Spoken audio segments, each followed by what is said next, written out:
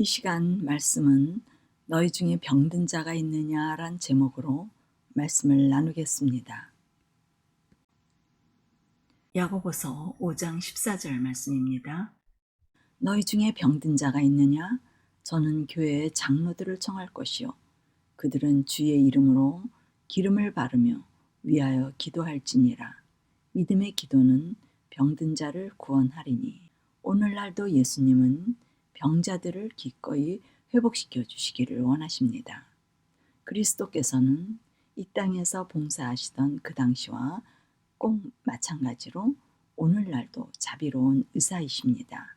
이 시간은 그분의 치료법을 살펴보겠습니다. 먼저 병든 자가 있으면 교회의 장로들을 청하라고 합니다. 그들은 주의 이름으로 기름을 바르고 병자를 위하여 기도하라고 합니다. 그러면 믿음의 기도는 병든 자를 구원한다고 합니다. 장로들이 하는 믿음의 기도는 어떤 것일까요? 먼저 교회의 장로들에 대하여 생각해 보도록 하겠습니다. 사도시대 당시에 장로들은 모두 성령을 받은 사람들입니다.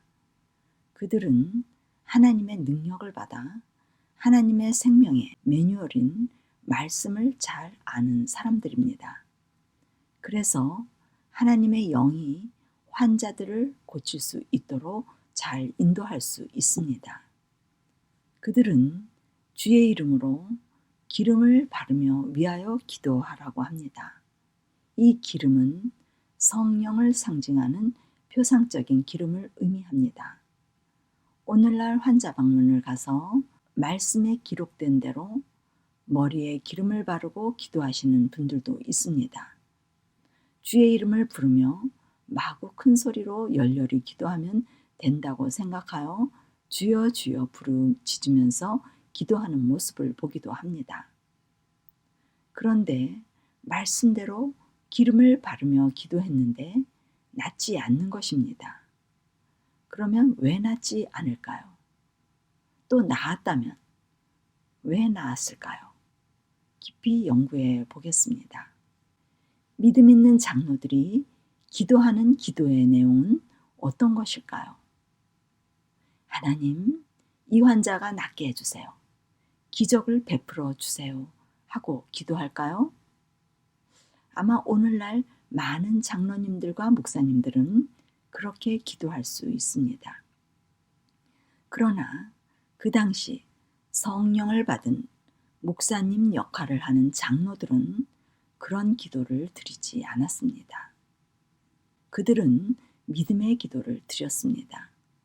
믿음의 기도는 환자에게 하나님의 나라의 생명의 법칙을 먼저 알려주고 그것에 근거하여 기도를 드리는 것입니다. 장로들은 병이 회복되기 위하여 기도하여 주기를 바라는 환자에게 말씀에 기록된 육체의 법칙과 영적인 법칙을 자세히 가르쳐 주고 이 법칙이 범하여져서 병이 생겼다는 것을 먼저 교육하게 됩니다. 죄가 무엇인지 성경을 펼쳐서 알려주고 스스로 진단할 수 있도록 가르쳐 주게 됩니다. 많은 사람들이 하나님께서 생명을 잘 유지하기 위하여 육과 영의 법칙을 성경에 주신 것을 알지 못하고 먹고 마시고 생활 습관에 있어서 건강의 법칙을 무시하여 몸을 약하게 하는 여러 가지 요인들이 되는 삶을 살아온 결과 질병이 이르러 온 것을 잘 모릅니다. 장로들은 환자들이 죄를 깨닫게 하고 마음의 깊은 후회와 반성의 시간을 갖도록 인도할 것입니다. 금식과 회개의 기도와 깊은 반성과 자기 성찰을 통해 영혼들의 옷을 벗기는 일을 하도록 면밀히 조사하게 할 것입니다. 그리고 하나님께 환자를 대신하여 기도를 올리게 됩니다. 환자를 위해 중보 기도를 하게 됩니다. 중보 기도는 성령을 구하는 기도입니다. 환자가 이제부터 새로운 생애를 위하여 하나님께 몸과 마음을 다 드리고 말씀에 순종하길 원하니 하나님께서 자비를 베풀어 이 환자의 몸과 마음에 깊은 수술이 일어나도록 겸손히 성령을 구하는 기도를 환자를 대신하여 올리게 됩니다. 환자는 이제 더 이상 자아의 욕망대로 살지 않고 자아가 그리스도 안에서 죽고 생명을 모두 하나님 안에 들려드려 산제사를 드리는 상태가 될 것을 고백하는 기도를 하게 될 것입니다. 이러한 믿음의 기도는 병든 자를 구원하게 될 것이라고 합니다. 시편 66편 18절 말씀입니다. 내가 내 마음에 죄악을 품으면 주께서 듣지 아니하시리라. 마음에 악을 품으면 주께서 듣지 않으신다고 합니다. 우리 마음에 악 혹은 죄를 그대로 품고 주여 주여 하며 기도한다면 초자연적인 현상을 요구하는 정신 속에는 죄를 범하고 품고 있어도 하나님은 복을 줄 수 있는 분이라는 사상이 내포되어 있습니다. 치료의 기도는 가장 엄숙한 행동이므로 주의 깊게 생각하고 드려져야 합니다. 병자들의 치료를 위하여 드리는 믿음의 기도들이 많은 경우 하나님이 원하시지 않는 요구를 하는 것일 수 있습니다. 많은 사람들의 질병이 방종에 의하여 스스로 질병을 초래하게 되었고 그들의 생활이 하나님의 법칙과 일치되도록 생활하지 않았고 습관에 있어서 생명 법칙과 건강 법칙을 무시하여 몸이 약화되는 원인이 되었습니다. 그러한 사람들이 기도 후 건강의 축복을 받게 되면 그들 중 많은 사람들이 하나님의 육적 법칙과 영적 법칙을 부주의하게 범하는 길을 계속해서 걸어갈 것입니다.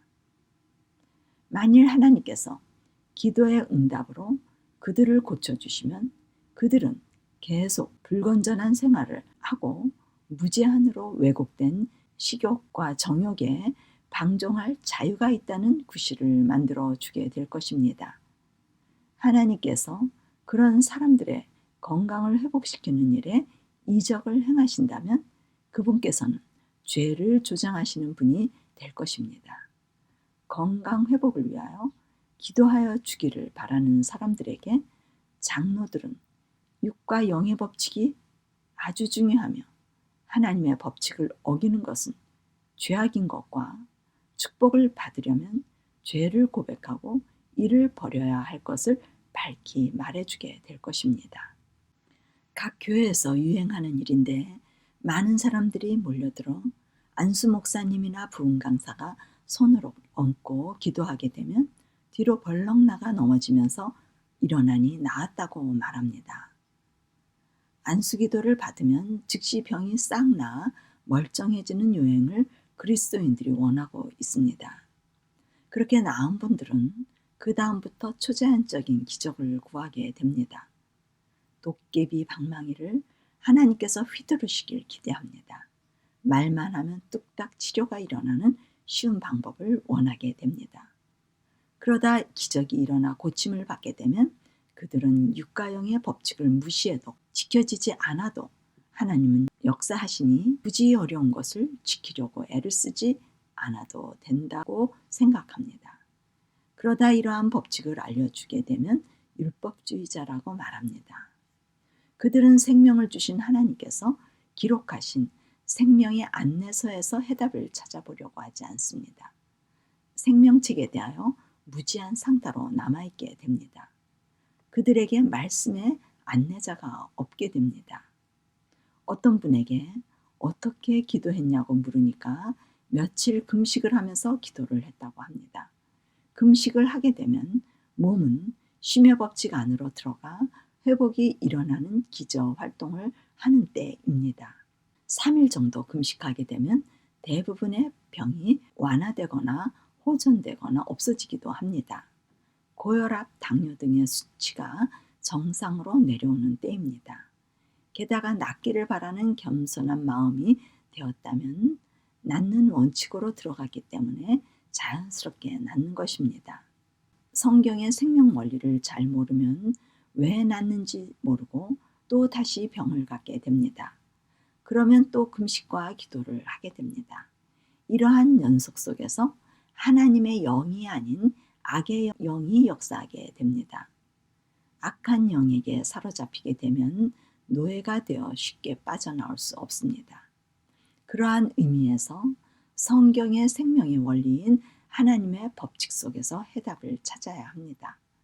도깨비 방망이를 좋아하면 위험합니다. 하나님의 법칙은 쉼입니다. 논리적으로, 합리적으로, 과학적으로 하나님을 아는 것은 우리의 정서와 품성에 안정을 주고 평화를 주게 됩니다.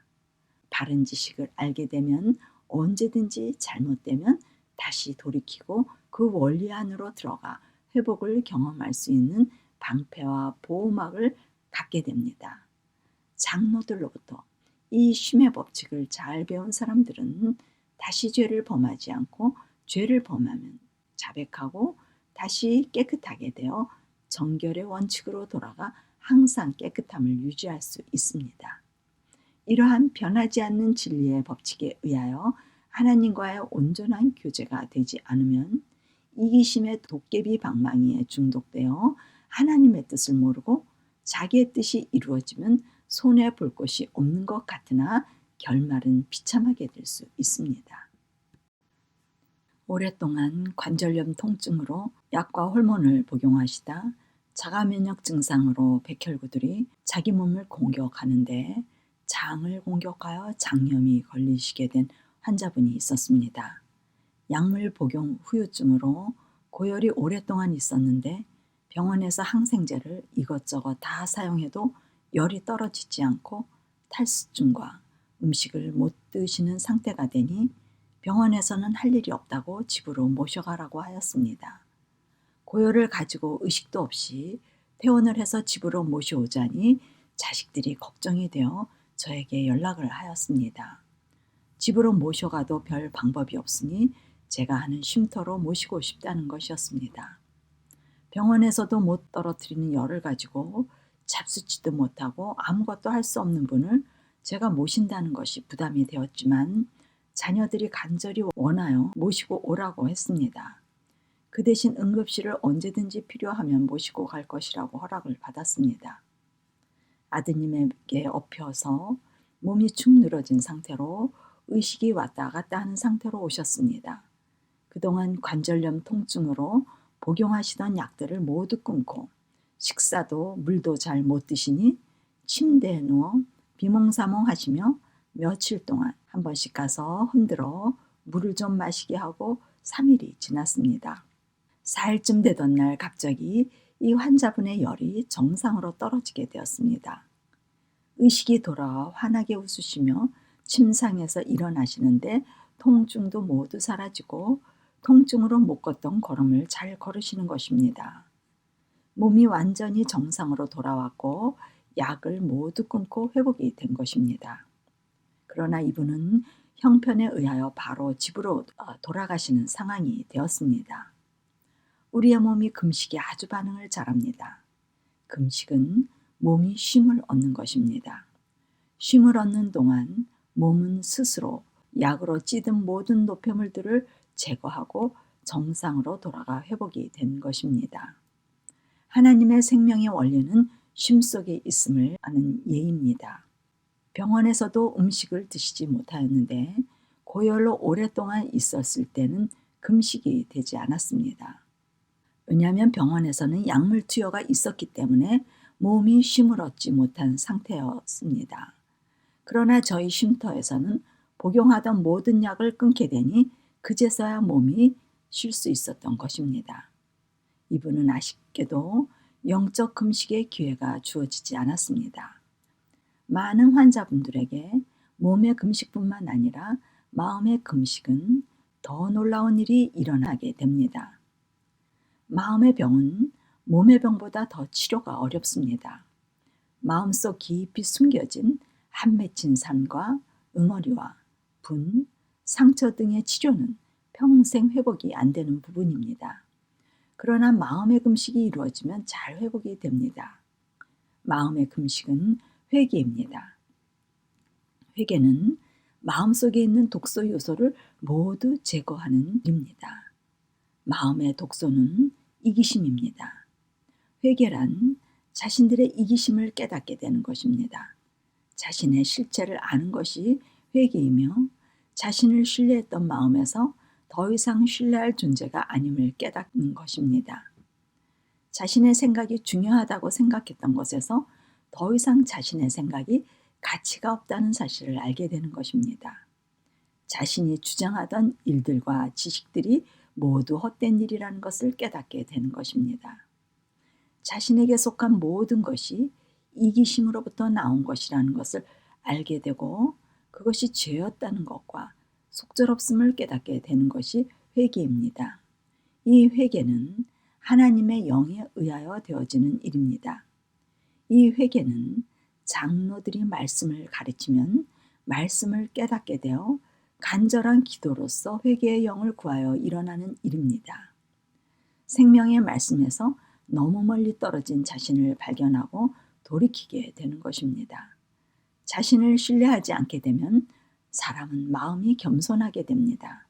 그러면 그리스도의 사랑에 이끌려서 그 사랑에 반항했던 일들이 기억이 나며 깊은 후회와 반성으로 엄청난 눈물이 쏟아지면서 마음이 뻥 뚫려지는 듯 비워지게 됩니다. 이때 회개의 영으로 역사하던 성령이 이제는 마음속으로 들어오시게 됩니다. 성령이 마음속에 들어오시면 그리스도가 마음에 내재하시게 되고 거주하셔서 같이 사시게 됩니다. 우리 마음에 하나님이 거하시면 하나님의 법과 함께 거하시게 됩니다.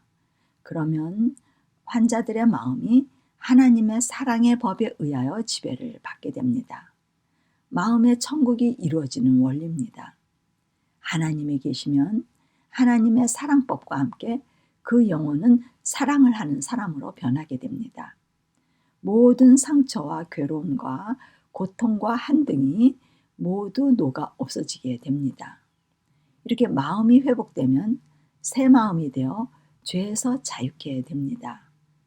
기쁨과 감사가 용솟음치게 되고 천국인 하나님의 나라와 하나님의 의가 이루어져서 의의 품성으로 변화됩니다. 주변과 관계가 회복되고 관계 속에서 행복을 경험하게 됩니다. 이것이 마음의 천국입니다. 이사야서 58장 6절에서 8절 말씀입니다. 내가 기뻐하는 금식은 흉악의 결박을 풀어주며 멍에의 줄을 끌어주며 압제당하는 자를 자유하게 하며 모든 멍에를 꺾는 것이 아니겠느냐. 그리하면 내 빛이 새벽같이 비칠 것이며 내 치유가 급속할 것이며 내 공의가 내 앞에 행하고 여호와의 영광이 내 뒤에 호위하리니 내가 부를 때에는 나 여호와가 응답하겠고 내가 부르짖을 때에는 내가 여기 있다 하리라. 질병을 가진 환자분들은 금식으로 몸과 마음의 흉악의 결박을 풀어주고 멍에의 줄에서 압제해서 몸과 마음의 결박과 멍에를 모두 꺾고 자유케 해주시길 하나님께서 원하십니다. 몸과 마음의 완전한 회복의 방법입니다.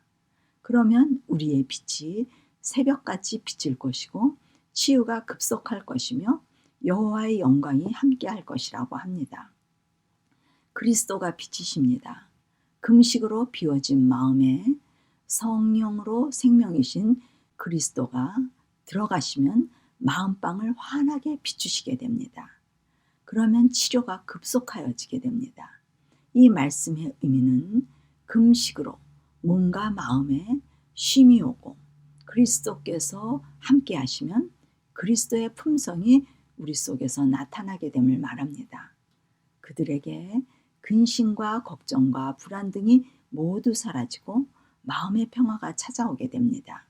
심지어 죽음 앞에서도 두려워하지 않고 죽어도 좋다는 고백을 하며 평화로 인하여 감사하며 기뻐하는 안정된 품성이 있게 됩니다. 그들의 품성을 보고 주변 사람들이 하나님의 영광을 보게 되고 하나님의 생명의 법칙과 그분의 아름다우신 품성을 찬양하게 됩니다. 이 일은 몸과 마음의 금식으로 이루어지는 일입니다. 마태복음 11장 28절에서 29절 수고하고 무거운 짐진 자들아 다 내게로 오라. 내가 너희를 쉬게 하리라. 나는 마음이 온유하고 겸손하니 나의 멍에를 메고 내게 배우라. 그리하면 너의 마음이 쉼을 얻으리니. 그리스도는 쉼의 법칙에 의하여 일하십니다. 하나님의 나라의 법은 쉼과 안식의 원리가 지배하는 곳입니다. 그래서 안식의 주인이 그리스도라고 합니다. 수고하고 무거운 짐진 자들은 다 그리스도께 오라고 하는데 그러면 쉬게 해주신다고 합니다. 그분께 가서 쉬면 회복이 일어납니다. 쉼이 있다는 것은 자아가 비워지고 성령을 받아 생명을 소유하고 있음을 의미합니다. 마음의 이기심이나 교만이나 욕심을 가지고 있으면 마음이 회복될 수 없습니다. 하나님은 항상 쉼의 법칙에 의하여 일하시는데 그분 자체가 말씀이시고 말씀이 법이시고 자신이 법이기 때문에 무슨 일이든 법에 의하여 행하시는 분이십니다. 법이 있다는 것은 쉼과 안정의 보장이 있다는 의미입니다. 나라에 법이 없어서 무법천지가 된다면 국민들의 생명에 위협을 받고 사회가 안정될 수 없을 것입니다. 가장 불안전한 나라는 법이 없는 나라로 곧 망하게 됩니다. 하나님의 나라도 강력한 법이 있어서 원칙에 의하여 다스려지기 때문에 이 원칙을 알면 마음에 요동이 없고 안정과 평화가 있게 됩니다. 모든 생명의 법은 쉼에서 오게 됩니다. 몸의 질병도 식습관의 혹사로 혹은 잘못된 생활 습관으로 쉼이 없어서 병이 생기는 것입니다. 마음도 스트레스로 쉼을 누리지 못해서 근심, 걱정, 두려움, 우울함 등으로 병이 생기는 것입니다. 환자분들이 제가 운영했던 쉼터에 오시면 쉼의 법칙으로 들어가도록 인도합니다. 몸의 쉼을 위하여 상태에 따라 짧게는 3일에서 일주일 정도의 금식을 도와드립니다. 그간 몸을 쉬지 못해 쌓였던 노폐물의 독소가 나오고 몸속에 놀라운 치료 시스템이 발휘되어 몸이 빠르게 좋아지는 경험을 하도록 돕는 것입니다. 더 놀라운 것은 몸이 깨끗해도 마음이 쉼을 누리지 못하면 치료의 효과가 약하게 됩니다. 그래서 환자들의 몸의 치료를 위하여 마음의 쉼의 요소가 아주 중요한 역할을 하게 된다는 것을 경험하게 됩니다. 마음의 쉼이 이루어지도록 마음속에 쌓여있는 노폐물을 버리도록 하는 일이 회개케 하는 일입니다. 회개는 말씀을 들을 때 일어나게 되고 장로들은 말씀으로 환자들에게 깨닫게 합니다. 예수님께서는 말씀으로 환자들을 치료하셨습니다. 환자들에게 음식을 제공하지도 않았고 테라피를 쓰거나 약제를 쓰지 않으셨고 단지 말씀만 하셨습니다. 이 말씀이 수술 작업인 것을 알 수 있습니다. 몸속에 쓰레기가 쏟아져 나오도록 몸의 휴식인 금식을 하면서 말씀을 듣게 되면 마음에 쌓였던 노폐물이 쏟아져 나와 몸과 마음이 정결케 되어지는 일이 일어나는데 생명을 얻기 위하여 건강을 얻기 위하여 이 회개가 꼭 필요합니다. 이 회개가 병든 것을 제거하는 수술입니다. 사도시대의 장로들은 환자들에게 하나님께서 이 수술 작업을 잘 하도록 도와주는 사람들입니다. 때로는 환자분들이 회개하고 완전한 쉼으로 깊은 죽음의 잠을 자도록 하나님께서 허락하실 수도 있습니다. 그들의 죽음은 죽는 순간까지 그리스도 안에서 쉼을 누리게 됩니다. 마음의 쉼을 누리는 사람은 영원한 쉼을 누리는 영생의 삶이 주어지게 됩니다. 야고보서 5장 15절에서 16절 말씀입니다. 믿음의 기도는 병든 자를 구원하리니 주께서 그를 일으키시리라. 혹시 죄를 범하였을지라도 사하심을 받으리라. 그러므로 너희 죄를 서로 고백하며 병이 낫기를 위하여 서로 기도하라. 의인의 간구는 역사하는 힘이 큼이라. 믿음의 기도는 병든 자를 일으키신다고 합니다. 그가 죄를 범하였을지라도 사하심을 받을 것이라고 합니다. 병든 환자가 낫는 것과 죄사함을 받는 것이 밀접한 관계가 있다고 합니다. 환자가 마음의 금식을 하는 것이 죄사함의 비결입니다. 금식이란 그냥 비우는 것이 아니라 회개하는 마음으로 비우는 것입니다. 장로들의 말씀에 의하여 환자들이 마음을 비우는 회개가 일어나면 성령이 들어오셔서 죄사함을 경험하게 됩니다. 마음을 비우는 것은 자아를 부인하는 것을 의미합니다.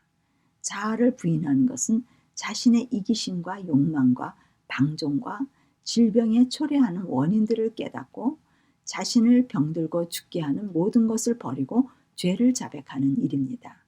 그는 하나님의 법에 순종하며 살기를 각오하는 마음으로 죄사함을 구하게 됩니다. 그의 참된 금식과 기도의 정신은 그의 모든 의지와 감정과 지식을 모두 하나님께 내어 맡기게 될 것입니다. 죄사함을 위하여 죄를 서로 고백하며 병낫기를 위하여 서로 기도하라고 합니다.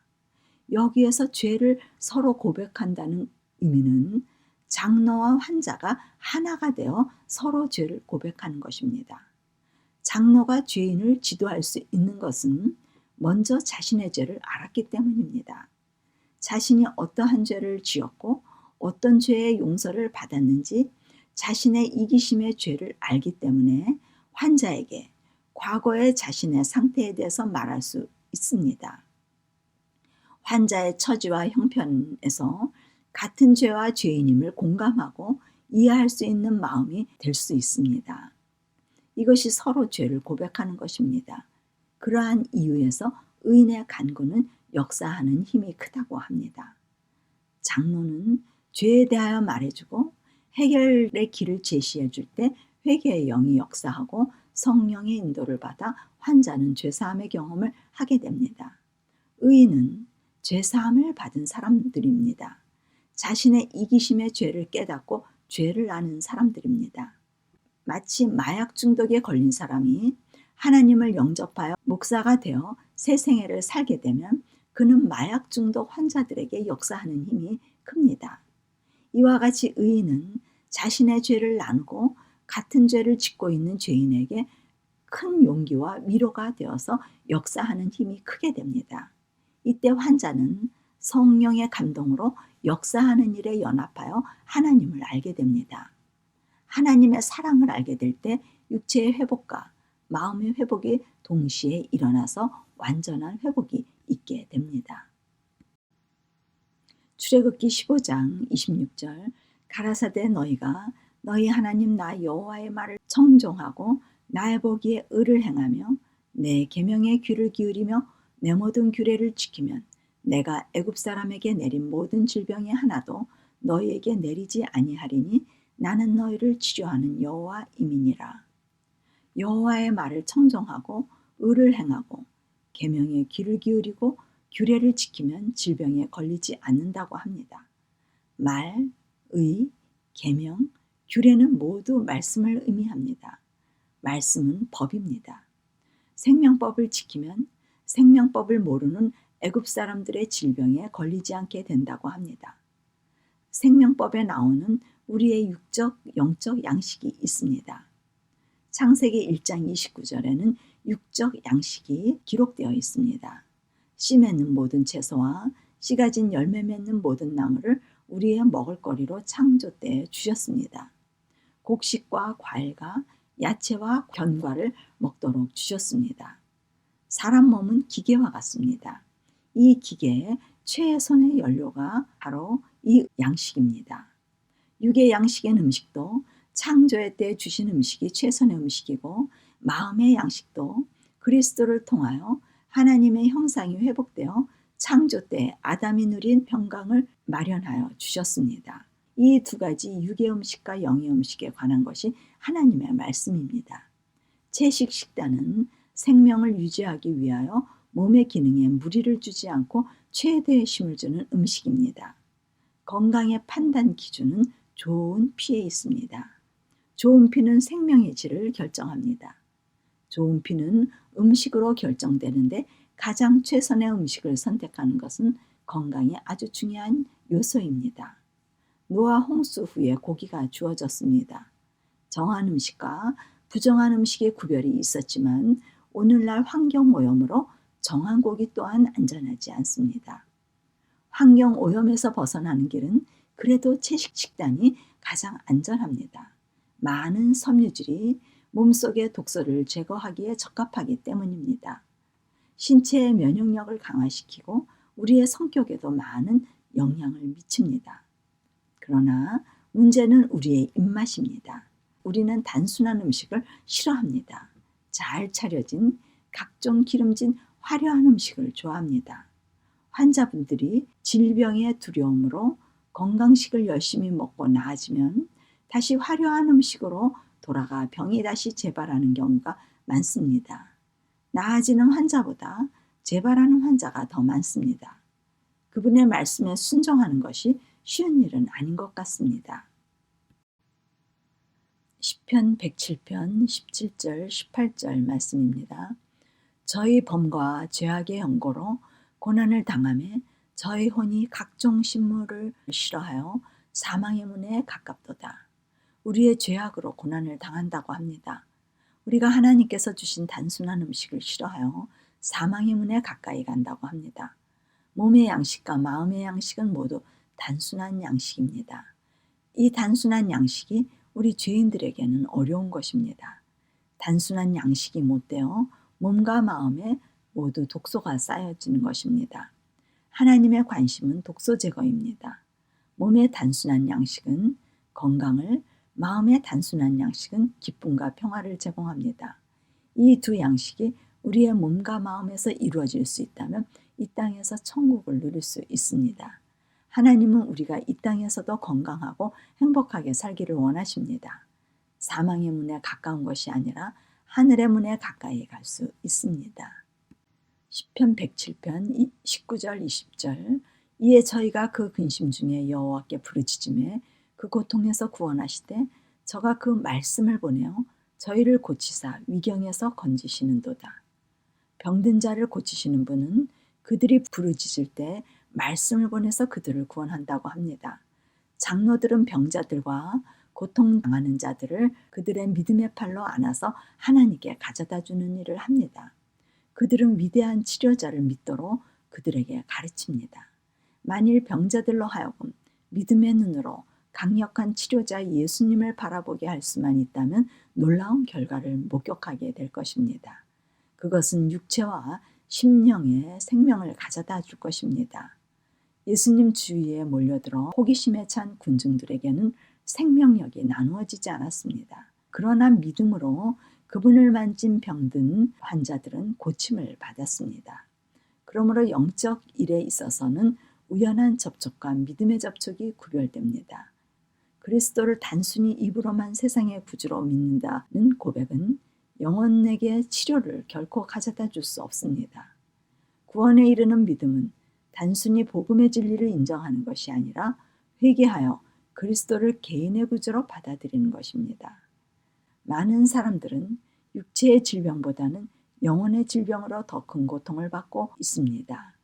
그분께로 오면 만족한 기쁨이 마음과 건강에 활력을 주고 육체에 생명을 줄 것입니다. 시편 103편 2절에서 5절 말씀입니다. 내 영혼아 여호와를 송축하며 그 모든 은택을 잊지 말지어다. 저가 내 모든 죄악을 사하시며 내 모든 병을 고치시며 내 생명을 파멸에서 구속하시고 인자와 긍휼로 관을 씌우시며 좋은 것으로 내 소원을 만족케 하사 내 청춘으로 독수리같이 새롭게 하시는도다. 우리 모두는 육적, 영적 환자입니다. 우리는 고침이 필요합니다. 그분은 먼저 우리 안에 죄악을 사해 주시고 모든 병을 고치셔서 생명을 주시길 원하십니다. 생명을 주시면 우리는 인자와 긍휼의 관을 받게 됩니다. 하나님의 품성의 관입니다. 그러면 우리의 마음에 평강이 있게 되고 우리의 몸과 마음의 소원이 이루어지며 건강을 되찾고 활력을 얻게 됩니다. 그리스도께서는 병을 고치실 때 많은 병자들에게 더 심한 것이 생기지 않게 다시는 죄를 범치 말라고 경고하셨습니다. 그리하여 그분께서는 하나님의 율법을 범함으로 질병이 그들에게 초래되었다는 사실과 오직 순종을 통해서만이 건강이 보존될 수 있다는 사실을 가르치셨습니다. 장로는 질병이 죄의 결과라는 사실을 환자들에게 전달하게 됩니다. 육체적, 정신적, 영적 힘을 파괴시키는 모든 행동이 죄라는 사실을 알려주는 사람입니다. 그리하여 하나님께서 모든 인류의 행복을 위하여 세워주신 법칙에 순종함으로 건강을 얻게 된다는 사실을 환자는 배울 필요가 있습니다. 오늘 이 시간 병든 자가 있으면 장로들을 청하여 기도해야 하는 이유에 대하여 말씀을 나누었습니다. 우리의 믿음의 기도로 주변에 아프신 분들에게 위로가 되어주시는 저희 모두가 되시길 바라고 말씀을 마치겠습니다.